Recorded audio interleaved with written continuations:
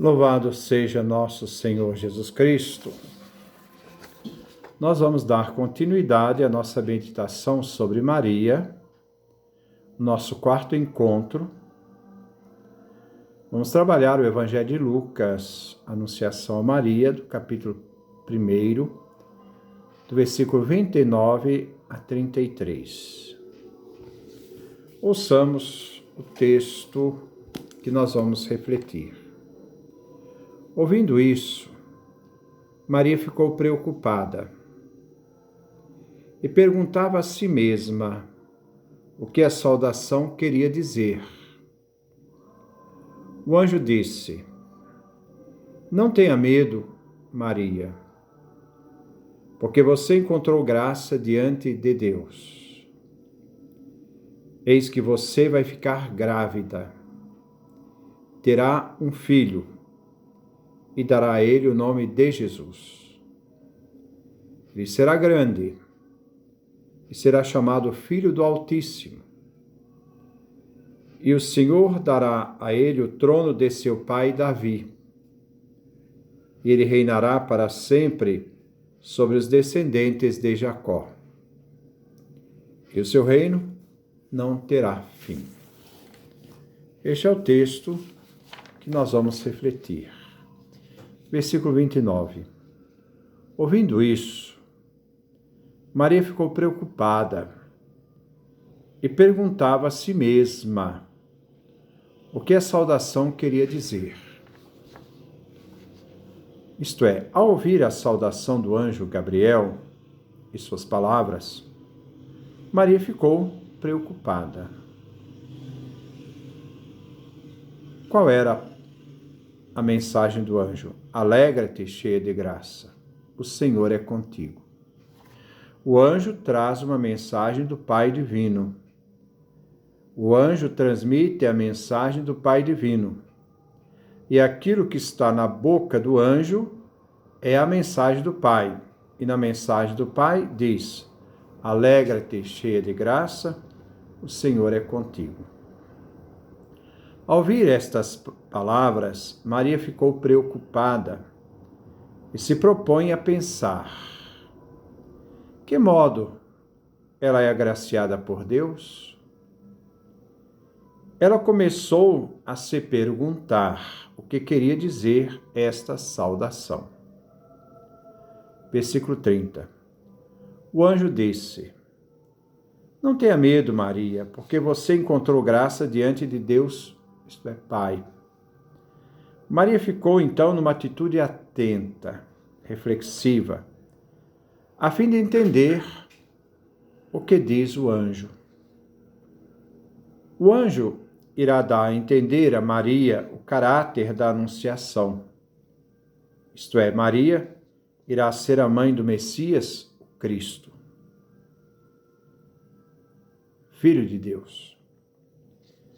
Maria é chamada pelo anjo Gabriel a um ato de confiança.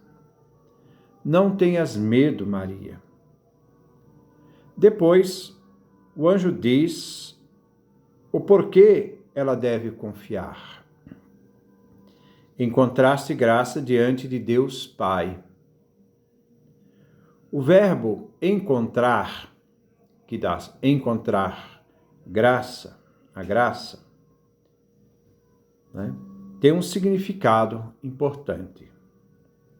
Encontrar está no auristo do verbo grego. É um auristo segundo. O verbo no auristo significa uma ação pontual no passado, não no presente.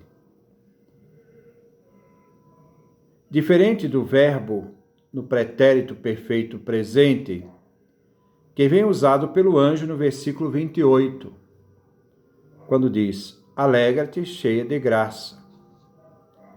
O verbo aqui, da anunciação do anjo, cheia de graça, transbordante de graça, expressa uma realidade do passado que não terminou no presente e se abre ao futuro. Tanto o verbo auristo quanto o verbo do pretérito perfeito, eles expressam no português a mesma tradução do verbo do perfeito, mas no grego não. O aoristo é uma coisa do passado que marcou o passado. Ficou no passado. Já o presente, pretérito, no caso assim, presente, o verbo no pretérito passado, e é um pretérito passado passivo, que é uma graça de Deus que é dada a Maria, cujo autor é o próprio Deus, não é Maria. Esta graça que é encontrada em Maria é uma realidade que já existia antes da Anunciação, na Anunciação e depois da Anunciação. Então, o anjo diz: alegra-te, cheia de graça. O verbo cheia, transbordante de graça, expressa uma realidade do passado que não terminou no presente e se abre ao futuro. Maria é cheia de graça pelo Pai eterno. Esta que é cheia de graça é aquela que o anjo diz agora neste versículo: encontraste graça, achaste graça. O aoristo no passado, não no momento da anunciação. Maria foi preparada pela graça do Pai eterno para ser a mãe do Salvador. Deus não faz nada de improviso. Tudo foi preparado dentro da ordem da salvação. Versículo 31. Eis que você vai ficar grávida, terá um filho e dará a ele o nome de Jesus. O anúncio refere a uma realidade futura. Maria irá ficar grávida. Ela não ficou grávida no momento da anunciação, mas após Maria ter dado o seu consentimento, o seu sim, aí então ela vai ficar grávida. No anúncio, Maria irá conceber um filho homem, masculino. E o anjo adianta o nome da criança. Dará a ele o nome de Jesus, que significa Javé salva. Javé é o próprio Deus que exerce a salvação.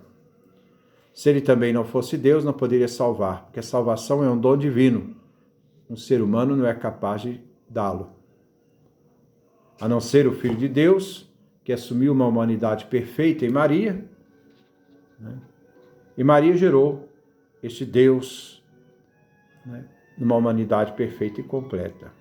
Versículo 32. Ele será grande e será chamado Filho do Altíssimo, e o Senhor dará a ele o trono de seu pai Davi. O anjo anuncia quem será este filho homem. Ele será grande e depois será chamado Filho do Altíssimo.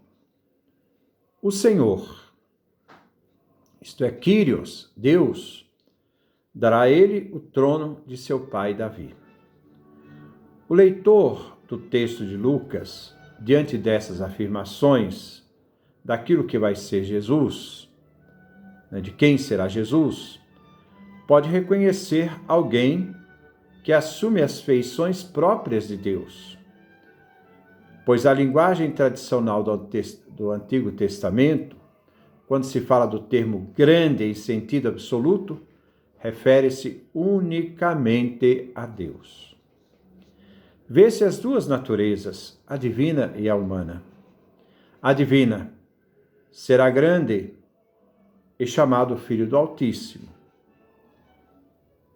E que Deus se refere a Jesus, o vemos na própria segunda carta de Pedro, no capítulo 1, no versículo 1, quando São Pedro diz na segunda carta dele: Simão Pedro, servo e apóstolo de Jesus Cristo, aos que receberam pela justiça de nosso Deus e Salvador Jesus Cristo, uma fé preciosa como a nossa. São Pedro chama Jesus de nosso Deus e Salvador. Mas quem gerou este Deus numa humanidade perfeita? Quem gerou este Salvador numa humanidade perfeita? Foi Maria, a mãe de Deus e Salvador Jesus Cristo. e a natureza humana. Ele será descendente de Davi, da tribo onde o seu pai é Judá. Então ele é da tribo de Judá. Nós estamos aqui dentro de uma família patriarcal. Existe o patriarca e todos os outros são irmãos. Da família tribal de Judá, de onde descendeu Davi e de onde descende Jesus segundo a carne, isto é, segundo a humanidade. Versículo 33. E ele reinará para sempre sobre os descendentes de Jacó, e o seu reino não terá fim. Seu reinado não termina com a morte. Ele reinará para sempre. Este que na história de Israel, isto é, Jacó, porque Israel é Jacó, era esperado. O seu reinado será eterno. Que essa questão, o seu reino não terá fim, mostra o sentido da eternidade do reinado do próprio Jesus, descendente de Davi. Na história do anúncio do reino, Jesus irá revelar que seu reino não é deste mundo, mas um reino que transcende a história e plenifica toda a humanidade numa nova criação. Vamos terminar com uma homilia de São Gregório, o taumaturgo. Ele morreu no ano 270. Ele foi discípulo de um grande teólogo da igreja, talvez um dos maiores teólogos da igreja, chamado Orígenes, de Alexandria, onde Gregório estudou. Desculpa, mas se bem que Gregório já estudou lá em Cesareia de Palestina, quando Orígenes havia fundado a biblioteca de Cesareia de Palestina. Ele havia saído de Alexandria em 231 e logo no mesmo ano ele fundava essa nova biblioteca lá em Cesareia de Palestina. Foi lá que Gregório foi aluno de Orígenes. Ele fez uma saudação a Maria, comentando o anúncio do anjo Gabriel. Vamos então ouvir um texto da homilia de São Gregório Taumaturgo, que diz assim: Foi assim que o anjo Gabriel lhe transmitiu o anúncio. Alegra-te, cheia de graça, porque és tu que fazes o que é digno de uma alegria verdadeira. Pois que te revestiste de uma veste sem mancha e foste cingida com um cinto de castidade. Alegra-te, cheia de graça, que te tornaste o receptáculo do júbilo celeste.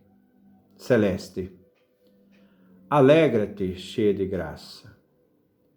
É por meio de ti, com efeito, que a alegria é concedida a toda a criação e que o gênero humano volta à sua primeira dignidade. Maria se perguntava: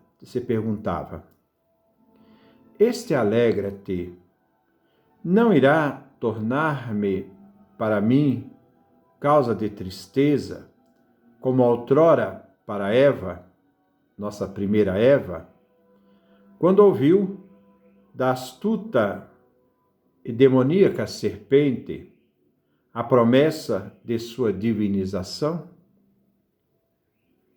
Isto é, que ela seria divina? Seria como Deus? Então o arcanjo lhe antecipa uma alegria digna de fé para todos e indiscutível, indicando-a nesses termos: não temas, Maria. Quando Deus dá instrução ao anjo Gabriel, explicita: a primeira palavra que lhe anunciará será um grito de júbilo. Tu dirás a Maria: alegra-te, cheia de graça. a fim de que eu tenha compaixão da infeliz Eva, da antiga Eva. E o arcanjo entendeu estas palavras, mas podemos nós imaginar que ele se diria a si mesmo: é bem estranha esta empresa.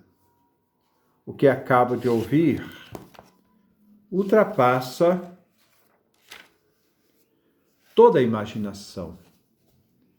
E aquele que concebeu, que condenou Eva, apressa-se agora em glorificar sua filha. Deus interrompe-o perguntando: por que hesitas? E o arcanjo responde, objetando a Deus, que há certa contradição na expressão: a virgem que dará à luz um filho. Deus insiste, evocando o texto do Gênesis, referente a Abraão. Gênesis 18, versículo 14. Como pode o calor da divindade fecundar Maria? E Deus mesmo responde, citando o fato da sarça ardente.